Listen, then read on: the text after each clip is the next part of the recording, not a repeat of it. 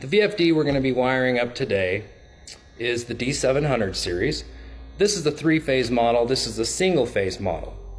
The one I'm going to be demonstrating is the single-phase model, which is single-phase input, three-phase output.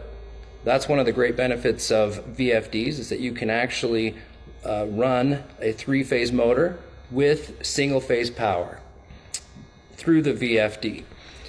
I've also pre-wired up, as you can see, the three-phase power in and out of the three-phase model, but I'll show you that later. Okay, so the first thing you're obviously going to want to do is locate the terminals that you're going to be tying your wires to. Now the terminals here are L1 and L2, or R and S, for your power coming in, and UVW for your power going out, or the power going to the motor. So you run your wire from your circuit breaker to the VFD. The ground wire is generally always green, and your two hot wires powering the VFD, generally they're black and red. Black generally ties under the R or the L1. Red goes under the S or the L2.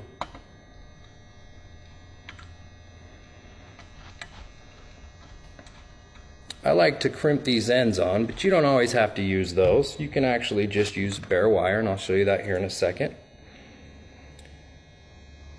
Now, like I said earlier, UVW, are the terminals that you use going to the motor.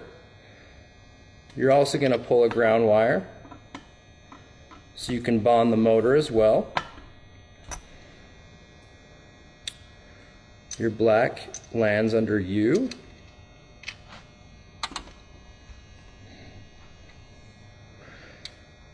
Your red, which I'm going to show you how you can just strip. Usually I like to give the wire a twist. This has a little plate under the screw, which you can just, let's loosen that up. You can just bury, just like so.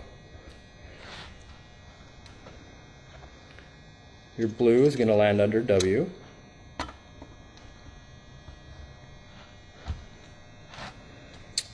And that's how you wire up the single phase to three phase. Now let me real quickly show you what the three phase to three phase looks like. As you can see, the only difference is from your panel, you've got a third wire coming off of a 3-pole breaker, and that's tied under the L3 or the T terminal. So you've got your three-phase in, three-phase out, single-phase in, single-phase out. Alright, so after you've wired it up, go ahead and put your covers on.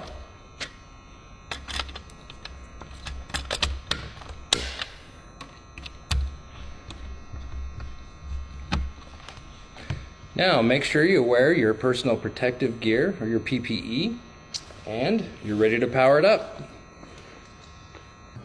After you turn the power on, your keypad will light up.